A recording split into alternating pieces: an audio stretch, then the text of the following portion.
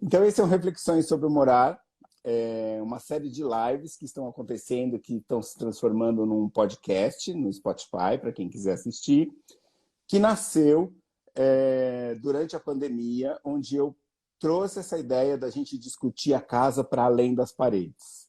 Então, eu conversei sobre a casa com astrólogos, psicólogos, Feng Shui, Ayurveda, professores, discutindo essa relação com esse ambiente que a gente tanto mora, porque parece que durante a pandemia a gente se viu preso em casa e não se reconheceu tanto com esse espaço, né?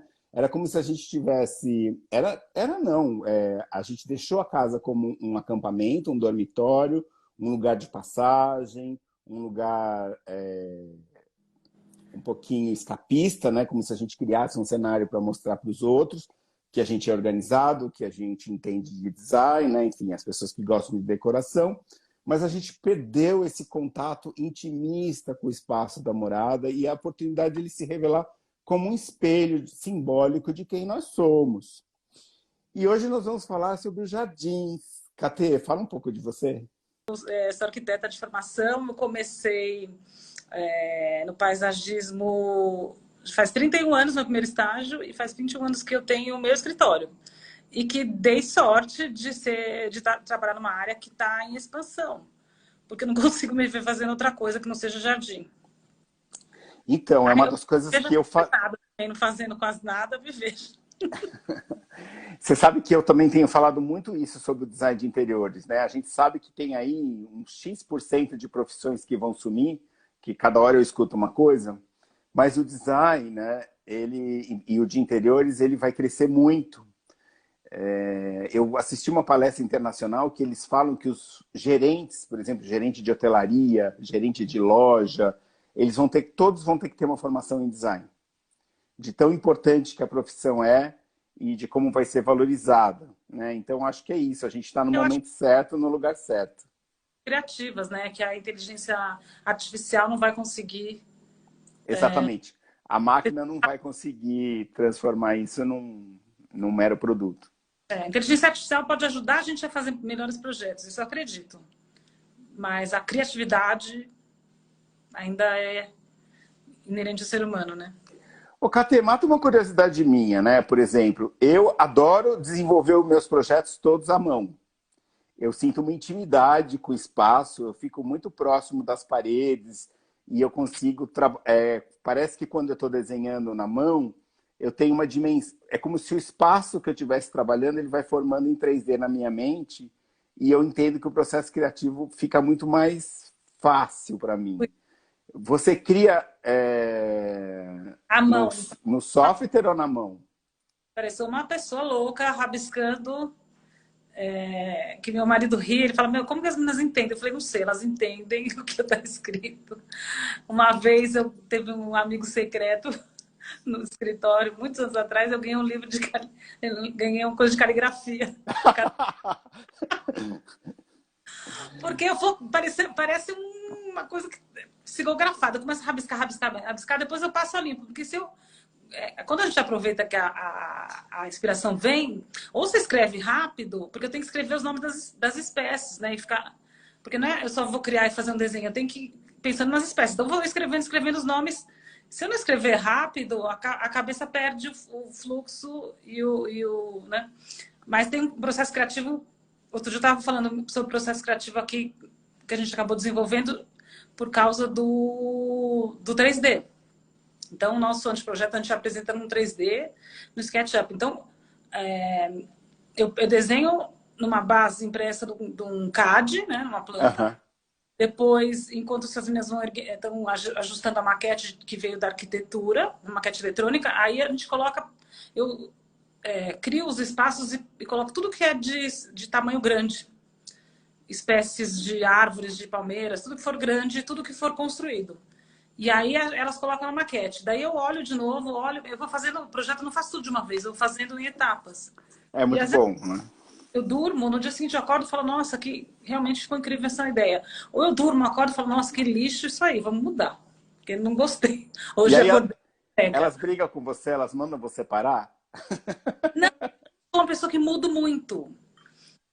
por exemplo, o jardineiro me ama, porque colocou na obra, colocou ali, não vai, a planta não vai sair dali, entendeu? Se está no projeto, está ali, eu não sou, resolvo tudo muito no projeto e não fico mudando muito. Engraçado, eu não tenho essa coisa de, ai, será, não sei, né? E fica mudando. Porque a gente pega o briefing com o cliente, eu anoto bastante as coisas. É fundamental, né? Sai muito direcionado para aquele projeto, com aquela insolação, com aquela arquitetura, com aquele cliente. Não tem muito. Às vezes, assim, depois que a gente fez tudo, elas mesmas às vezes falam, puta, acho que aqui ficou meio esquisito essa planta, não tá. Eu falei, então vamos trocar essa. Mas os ajustes são, assim, talvez 5%. Eu não sou aquela pessoa que fica mudando muito.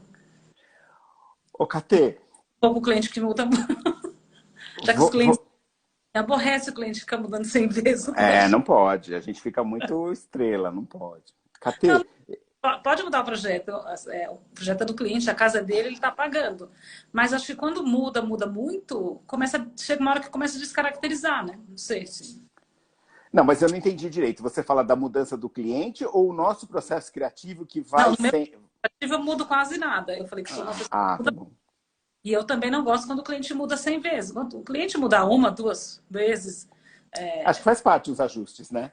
faz parte. Acho que talvez 10% dos clientes falam, ai, lindo na primeira, gostaram de tudo.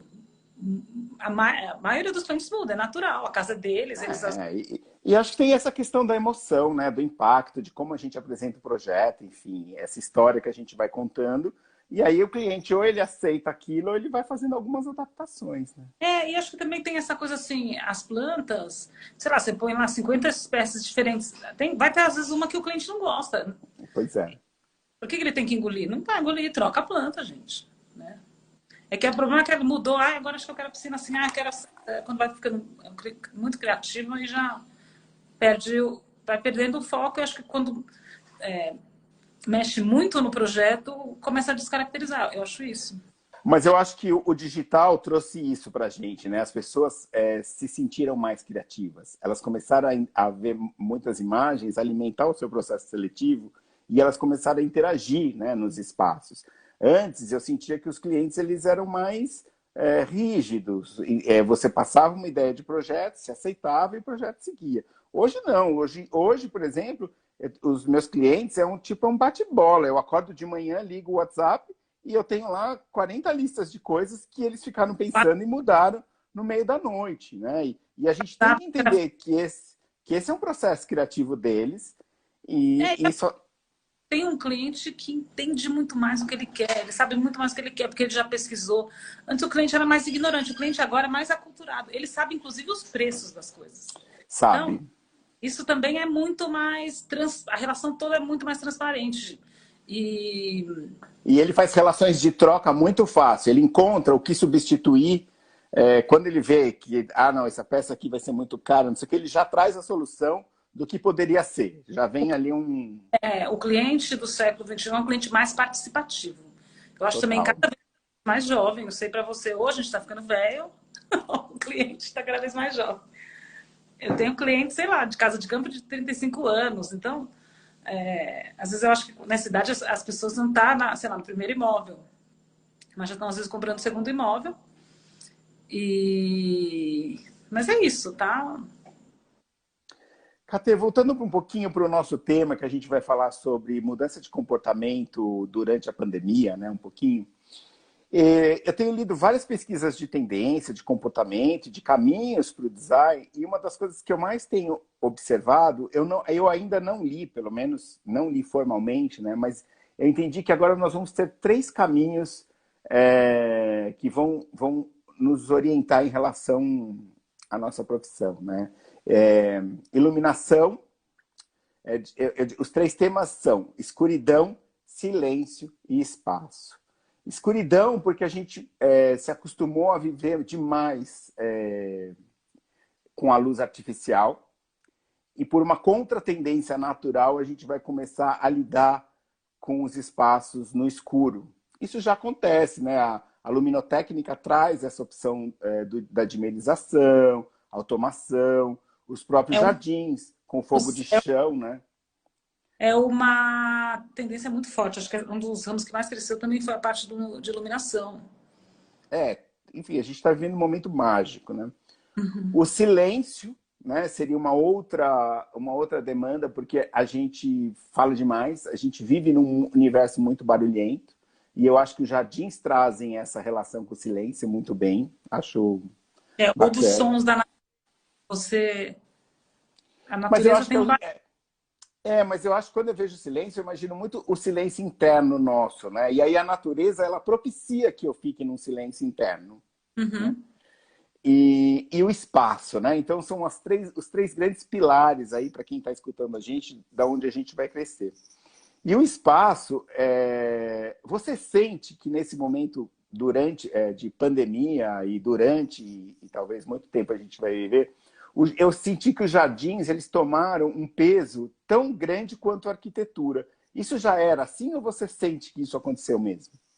Eu acho que a gente vinha numa crescente, que o jardim estava crescendo, o interesse das pessoas, né, pelo paisagismo. Acho que quando a gente começou lá, meu primeiro estágio, não tinha essa coisa de paisagismo, projeto de paisagismo, então isso mudou muito. Outra coisa que. E aí a gente já veio nessa crescente. O que aconteceu? A pandemia ela potencializou isso de maneira que a pessoa percebeu que no jardim dela privado é o contato que ela pode ter com a natureza, com o céu, com o chão, tomar um sol, que seja. E acho que também, a gente estava falando, né, que a arquitetura também veio mudando. Antigamente a arquitetura era mais fechada, os vãos eram menores, portas, janelas menores, e o jardim estava lá fora. Agora a arquitetura é toda transparente, muito mais integrada.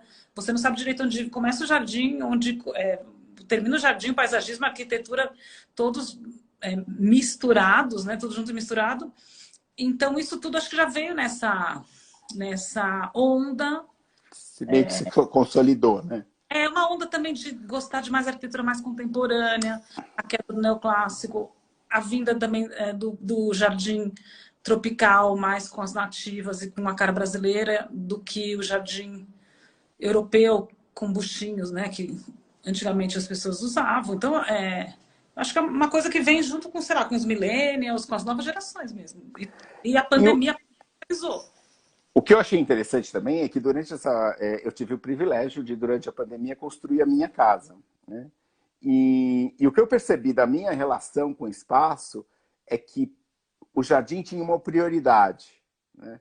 Então, eu vejo muito assim com os clientes, a gente cuidando do living, né, da sala, como que vai acontecer isso.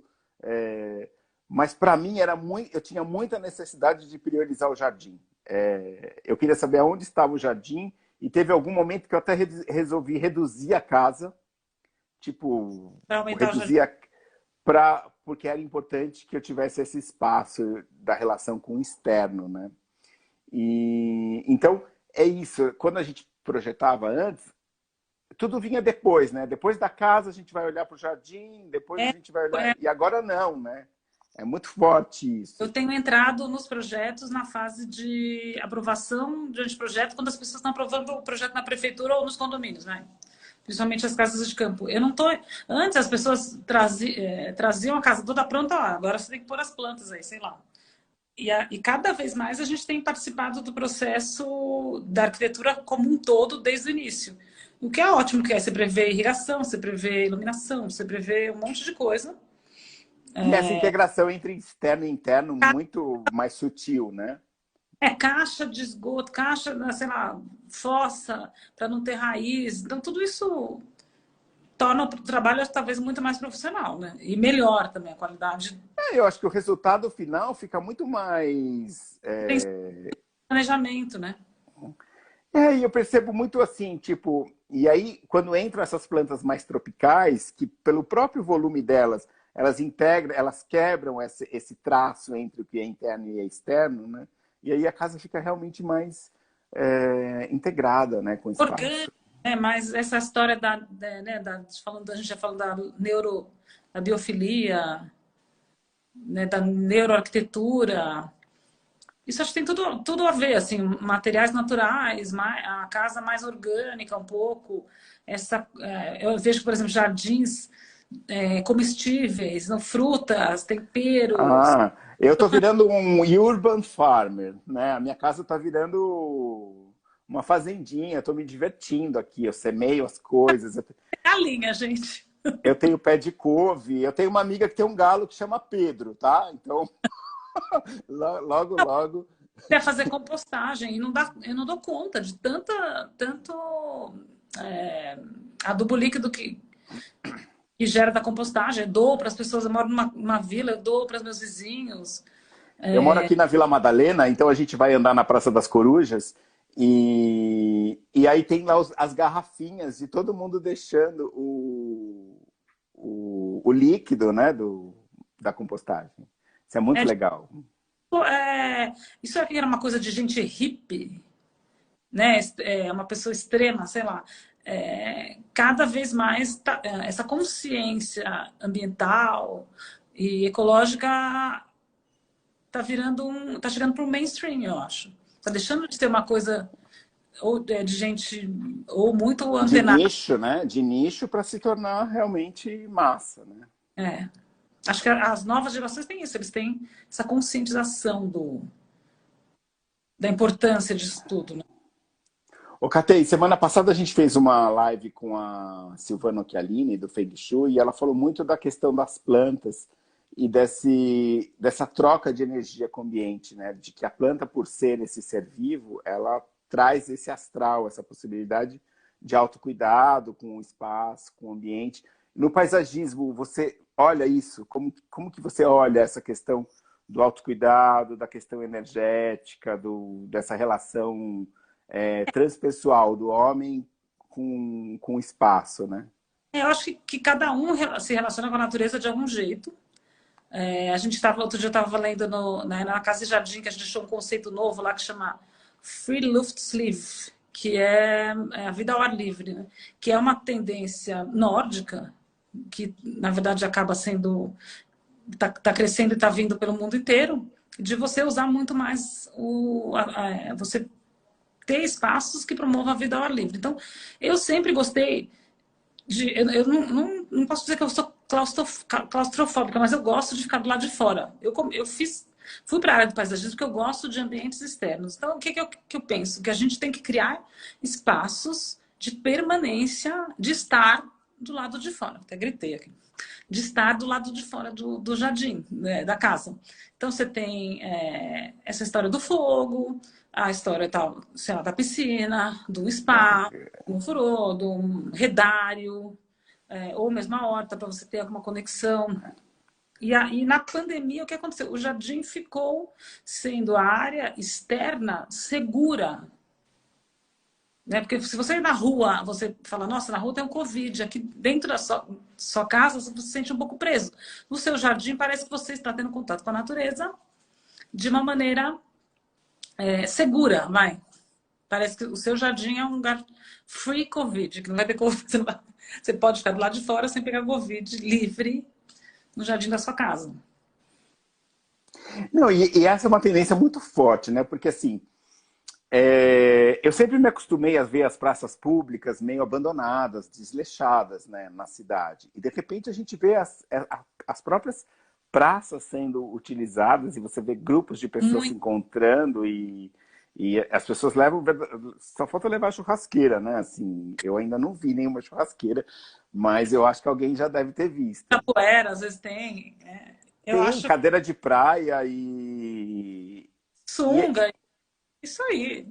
não, e quando você fala que vem dessa tendência nórdica, né, eles são bem assim, né? O sol aparece, eles arrancam a roupa onde eles estão e eles aproveitam aquele momento externo, né? E como é importante isso dessa relação do corpo consigo mesmo, né? Que essa coisa de ficar dentro tudo bem quando tá muito calor, né? Mas ficar dentro do shopping fechado no ar-condicionado, o ar-condicionado virou um lugar perigoso na pandemia. Então, por exemplo, eu era a favor de nunca ter fechado os parques, por exemplo, que fazer exercício físico é melhor para a sua saúde. E na área externa, se a pessoa tomar todos os cuidados, teoricamente é um lugar seguro. Então, eu vejo que, por exemplo, lá no Parque do Povo, outro dia eu fui andar, as pessoas estão com... Os grupos de famílias sentam no gramado com distanciamento social. E ali se torna um lugar seguro, eles tomam sol, levam o cachorro para passear. Tem gente que come alguma coisa. Então, a área externa aberta se tornou também um lugar seguro da cidade, para você não ficar num lugar fechado, que, né, se você está num parque, ou se você está, por exemplo, os restaurantes, você que trabalha muito essa área de lojas, restaurantes dentro da arquitetura. Os restaurantes com áreas abertas e jardins não foram tão prejudicados quanto os restaurantes fechados, ou às vezes dentro do shopping. Tanto é que o que a gente mais vê é restaurante abrindo parede, né? Derrubando Exatamente. parede para estar integrado e, inclusive, fazendo propaganda disso, né? Usando isso como marketing. Fazendo mesinha no jardim, porque o jardim realmente é a área externa e ventilada, é um lugar... Talvez, né, se a gente for pensar que nós somos seres humanos do mundo animal, o certo é a gente ficar mais na área de fora do que dentro de casa, né? Que a gente acabou... Por exemplo, eu fico muito em casa por causa de escritório, a gente senta para projetar, você acaba ficando muito em casa. Mas talvez originalmente a gente era de ficar zanzando pela rua. Tinha um apelo para a gente ir para o externo, né? Agora, essa questão da biofilia, eu acho que ela é tão forte e claro que a pandemia impulsiona ela bastante, mas o que eu percebo também é que na arquitetura, na área interna, é como se a gente estivesse trazendo esses materiais ou até os próprios materiais industrializados, imitando, né, a pedra, esses materiais mais porosos, entrando para dentro da casa, né? Então, essa casa se tornando muito voltada para a área externa. Também de natureza, né? Não sei se você vê isso assim. O quê? Com fotos de natureza, sei lá. Não, foi demais, porque o último projeto que eu fiz uma consultoria de Feng Shui com a Silvana, que eu conversei na semana passada, e a gente precisava ativar ali umas questões na casa sobre, enfim, dos elementos, enfim, sobre o ponto de vista energético do Baguá. E um dos recursos que a gente trouxe foi trazer umas imagens de paisagem com um olhar mais Pode artístico, colocar né? plantas cafonas. Melhor colocar uma foto bacana. Não, entendeu? E entrando nesses elementos. Eu, sinceramente, eu nunca colocaria uma foto de uma cachoeira numa sala. Mas quando ela trouxe essa ideia da cachoeira, eu fui pesquisar, né? Quem são os artistas, como que a gente pode trazer essa cachoeira sob um ponto de vista, mais estético, intelectual, né? Sobre uma interpretação de um profissional. E a gente encontrou coisas lindas e ficou demais. E super inspirador ter essas imagens da natureza dentro de casa. Essa área de fotografia, como obra de arte também, fotografia autoral também é uma coisa que cresceu muito, né? Bastante, demais. E a gente vê muita gente talentosa no mercado. Casa, agora todo mundo tem uma fotografia em casa, sei lá, na parede. Não, e se tornou possível, né? Assim, você Eu pode ter a arte numa dimensão menos... inatingível. mais humana, né? Menos intelectual, né? Enfim, essa questão da arte também sempre foi um drama nos projetos. Porque o cliente fazia toda a decoração, né? Aí chegava na hora dos quadros, o cara falava assim, me liga ano que vem, né? Tipo... Quebrei colocar a Quebrei, obra de cara. quebrei, né? Que é uma coisa que a gente também vê bastante, né? Um mercado impulsionando você mudar a casa, impulsionando você mudar o jardim, mas o quanto tem de investimento nisso, né? O quanto precisa de investir. O mundo do uma urban jungle, do it yourself, ou dessas fotos que a pessoa pode comprar online, plantas que a pessoa pode comprar online, dicas online de como montar uma urban jungle. A pessoa tem um apartamento de 40 metros quadrados, ela tem condições, uma pessoa, ou às vezes de classe B e C, não tinha acesso à arquitetura de interiores, não sabia nem o que era, né? Paisagismo, eu falava, pai de quem? Então mudou muito. Isso acho que a internet democratizou, vai. Não, Deu acesso. democratizou e também, assim, tipo, muda esse paradigma do design de interiores e até do paisagista de ser aí um profissional focado para uma determinada classe social, entendeu? De ostentação, enfim. E a gente entra muito mais, e até eu estava discutindo isso também numa outra live, a gente entra muito no lugar de orientar esse cliente de como esse design vai trazer um equilíbrio e uma harmonia para o espaço. Né? Porque, por exemplo, no caso do paisagismo, ele está integrado com essas plantas, com essa onda natural, inconscientemente, né, no lugar dos símbolos, no lugar da relação com os elementos do fogo, da água, da terra, do ar, que a gente meio que na cidade grande se desconectou totalmente, né? O como isso é importante, né, para a saúde, para o bem-estar da pessoa. Faz total diferença. A gente, se você olhar para trás, arquitetura, interiores, paisagismo era uma coisa totalmente inacessível e agora aumentou muito a procura e né, tem para todos os gostos, todos os bolsos. Isso eu acho importante, a pessoa prestar atenção, que a casa dela pode ser melhor, que a casa dela pode ter um colchão melhor para ela dormir, um chuveiro melhor para ela tomar um banho, sei lá, né? As coisas às vezes até básicas, né? E como você se sente melhor num lugar, sei lá, com uma pintura boa, não precisa ser com muito, né? Então isso eu acho que... Não, as próprias plantas, né? Porque antes tinha esse paradigma de que dá trabalho cuidar da planta. É isso também. Né? Tipo, e a pessoa não percebe que cuidar da planta é cuidar dela, que existe uma projeção ali. Tinha também acho que é da Casa Jardim também, que era uma matéria falando, seria a planta o novo pet? Então tem pessoas, não sei quem tinha uma samambaia que te chamava, sei lá, Dona Antonieta. Então, as pessoas começaram o hobby, eu fico pensando, 10% das pessoas no Reino Unido tem um hobby gardening mesmo, né? Então, acho que é o lugar onde as pessoas mais valorizam o paisagismo no mundo.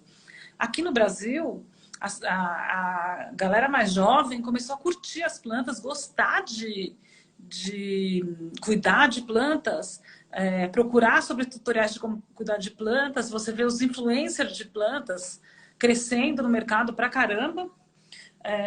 E antigamente, se vai na casa de uma pessoa, se dá uma planta, era uma roubada, né? Era tipo um presente de grego.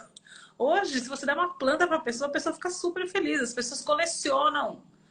Não, e tem tem uma espécie de begônia que eu sou louco por ela, mas toda vez que eu dou de cara com o preço, eu não tenho coragem ainda de comprar. Aquela pintadinha, né? Compridinha. Parece um bicho aquilo. É demais. Tem Catê, você sabe que você está falando uma coisa? Desculpa, vou te aproveitar. Hoje eu estava andando na rua com meu filho e a gente estava discutindo se a gente vai ter um novo pet ou não, que seria camarões, né? E aí ele vira para mim e fala assim, se a gente tiver os camarões, nós teremos 3 pets na casa. Eu falei assim, bom, 3? O cachorro eu sei, mas e o resto? O cachorro, a planta carnívora e os camarões. Então você vê que as próprias crianças já estão vindo com essa mensagem da planta poder ser um pet, né? Que fantástico. Eu penso, por exemplo, eu moro aqui no Campo Belo, grudado na Avenida Santo Amaro, perto da Vieira de Moraes. E tem árvores bastante no bairro. Mas, por exemplo, tem um prédio aqui atrás, depois tem uma agência, tem umas árvores e tal. E aí, dos vizinhos meus aqui, a maioria, um monte cimentou e eu botei plantas, né? Enchi de plantas. E eu fiz uma laje, um monte de frutíferas, que até amanhã eu vou finalizar minha laje, que eu falo... Fiz meu rooftop, mobiliei, pus luzinhas e não chamei ninguém porque veio a pandemia. Então tá sem inaugurar. Falei, bom, agora vamos plantar umas poncãs, vou plantar umas coisas que eu quero lá. E aí tem uma jabuticabeira que às vezes a gente sobe lá e tem, sei lá, uma revoada de rolinhas, tipo umas 30, 40. Eu vejo assim, aqui eu já contei 12 tipos assim, contando com pomba e rolinha, já contei 12 tipos de pássaros diferentes. Tem morcego. O morcego talvez não seja tão bom, porque a gente tem que à noite tem que fechar as portas, o morcego, se for calor, ele entra. Mas também do jeito que ele entra, ele sai. E eu fico pensando como no meio urbano, o meu jardim, que é minúsculo, é um jardim pequeno, não é um jardim grande. Como ele acaba atraindo pássaros e como os pássaros usam aqui como se fosse uma parte do corredor verde, de um ponto de apoio para eles ficarem. Então, todo dia de manhã tem o bem-te-vi, tem o sabiá, tem um outro pequenininho que é curruíra. Já vem um pássaro meio azul que eu preciso descobrir, esqueci o nome. Então, eles vêm, às vezes comem, por exemplo, jabuticaba a gente não dá conta de comer porque eles comem antes. E aí vem borboleta diferente, de vez em quando tem lagarta.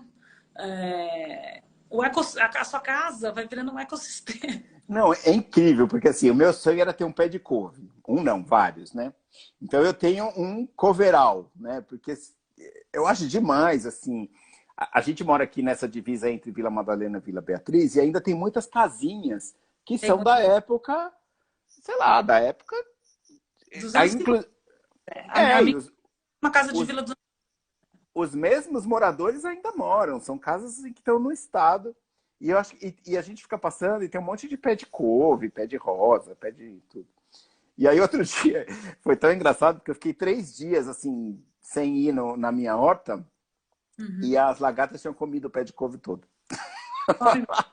Por isso, quando o cliente quer ter alface, quer ter, né? Fala, gente, horta de temperos, horta de chás é fácil de ter, mas horta de hortaliças, você precisa de um agricultor na sua casa para olhar todos os dias. Porque é muito chato de cuidar.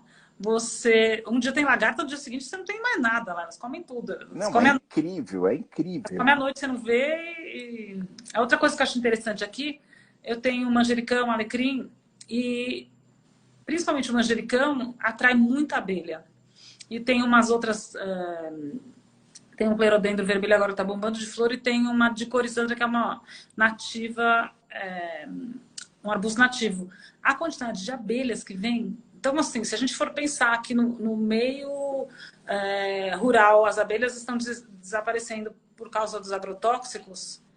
Se as abelhas desaparecerem, a gente não vai ter mais quem polinize As espécies, né? as espécies, exatamente. Então, o meio urbano, as flores que vão dar na sua, sei lá, na pitangueira ou no.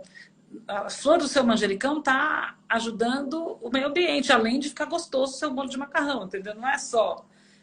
E acho que assim, os clientes que antigamente queriam um jardim para ficar bonito, para mostrar para os outros, os clientes não, agora eles querem usar mesmo o jardim. O Eles, jardim era uma moldura para arquitetura, né? Uma é, moldura. então agora as pessoas querem usar o jardim, elas querem se apropriar do jardim, elas já não acham tão ruim cuidar, que nem você falou, né? Obviamente, eu não tenho nenhum cliente que fala, pode ter o jardim com o trabalho que quiser. Todo mundo fala, me arruma um jardim que não dá muito trabalho.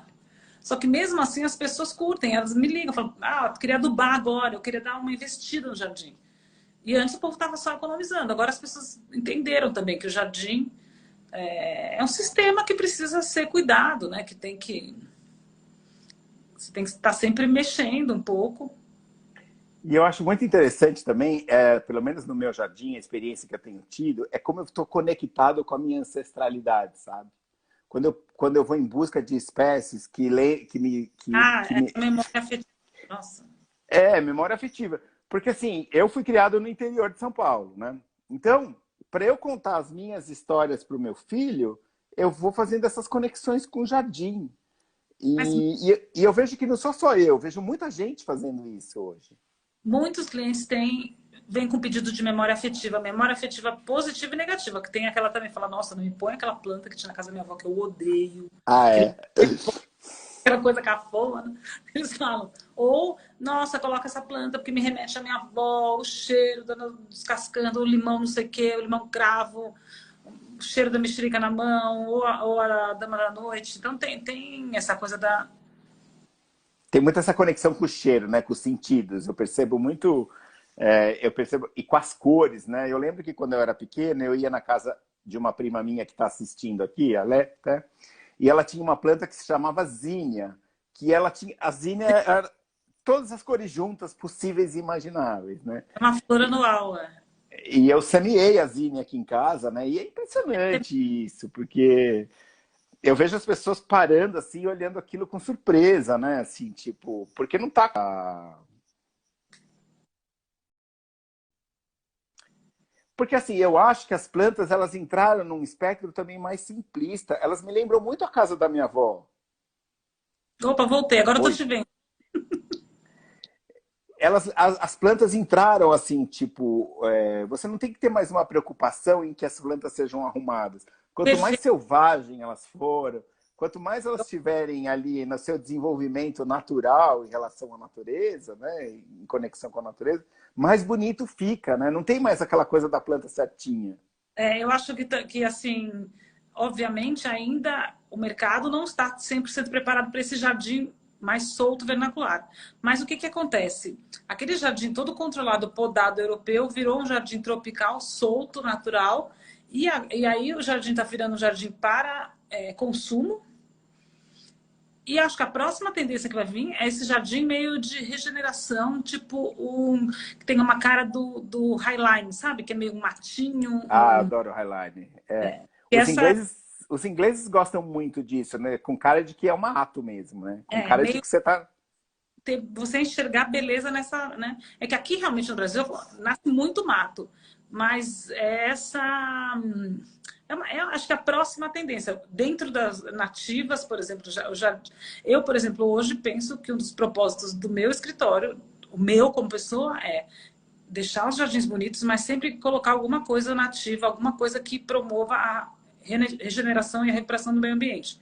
Então, a gente não faz jardim só para ficar bonito. É tudo mudou, mesmo as roupas. Você não vai comprar uma roupa que era uma seda linda, mas que explorou o vietnamita lá, né? Ou uma vez um cliente falou Total, assim, né? o vaso de tal lugar. Vamos comprar um vaso nacional brasileiro feito aqui, que a mulher emprega pessoas aqui, né? Uma empresária, mulher que emprega pessoas aqui. Então, o consumidor está tendo essa consciência. Isso eu acho maravilhoso. Na minha área, assim, eu vejo muita gente falando, eu não gosto de móvel antigo porque traz a energia do antigo dono, não sei o que. Mas o objeto novo feito lá na China, que usou 400 escravinhos para fazer e que custa R$ 2 aqui, isso tudo bem, não tem energia ruim nenhuma, né? Não, essa coisa dos móveis vintage, né? Que o que era velho virou vintage, as marcas também recuperando. Essa coisa da economia circular, isso tudo, acho que vai trazer um equilíbrio melhor para o nosso trabalho e para as Não, pessoas. e é uma ampliação da consciência, né? De você olhar, você se projetar no objeto, se projetar na planta. Causas, né? Às vezes eu coloco causas aqui e vem haters. Eu coloco as causas, né? Do antirracismo, anti-LGBT-fobia nos stories e vem haters. E as pessoas falam que é absurdo, não sei o que, não mistura. Eu falei, gente, não é misturar. O mundo não tem mais a separação entre quem você é, o que você acredita, quais são os seus valores e o que você passa na sua empresa.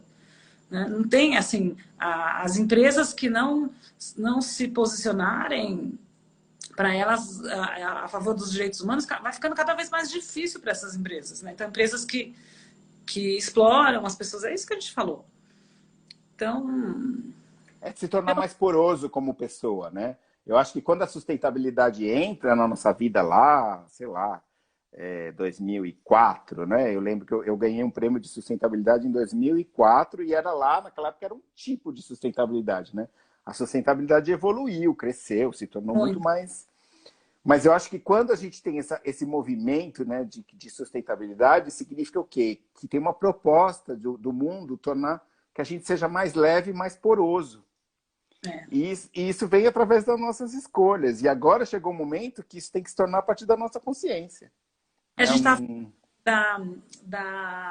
essa permeabilidade, né, no meio urbano, né, com a mudança do plano diretor dos prédios. Um tempo atrás, os prédios eram feitos, principalmente os residenciais. Você tinha um prédio e aí tinha um subsolo. Depois aprovaram os sobressolos. Aí fica aquele monte de garagem no nível da rua. Você olha para cima, tem garagem, garagem, garagem, garagem, e o prédio começa lá em cima, né? Nem tem conexão. A pessoa inteira sobre laje, você não tem conexão com o chão de verdade. Não, e a gente nem tem a dimensão do quanto a gente vive numa cultura de guerrilha, né? Porque se você está num bunker, se você tá num quartel-general, você está colocando isso para fora, né? Você está exteriorizando isso.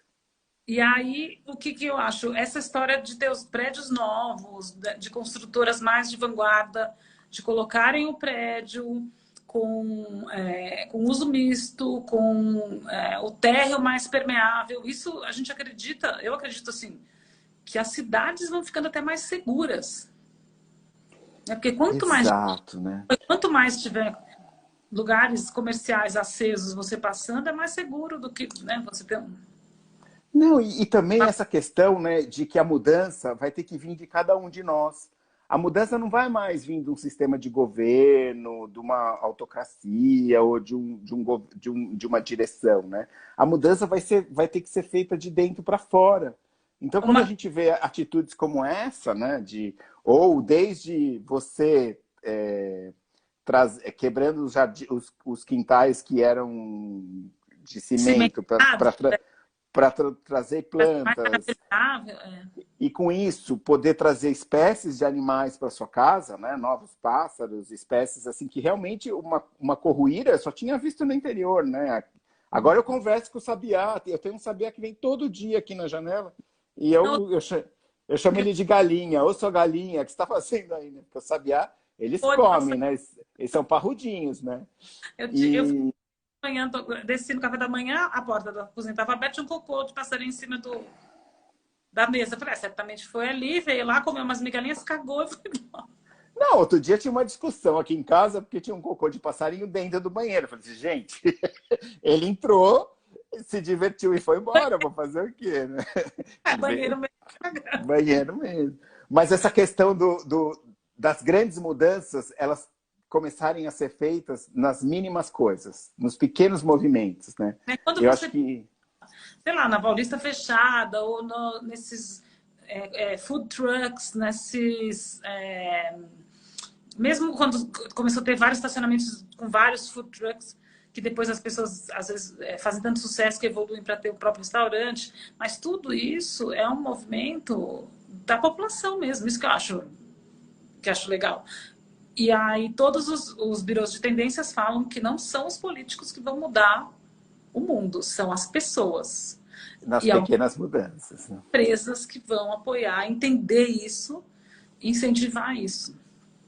Então, cada vez mais, assim, você pensa, num dia que você puder passear, ainda mais, por exemplo, São Paulo, que tem um clima, minha amiga que mora na Espanha, ela fala, pô, São Paulo tem um clima maravilhoso, tirando que chove às vezes, mas é uma cidade que passa o ano inteiro quase entre os 17 graus e os 27, 30 no máximo.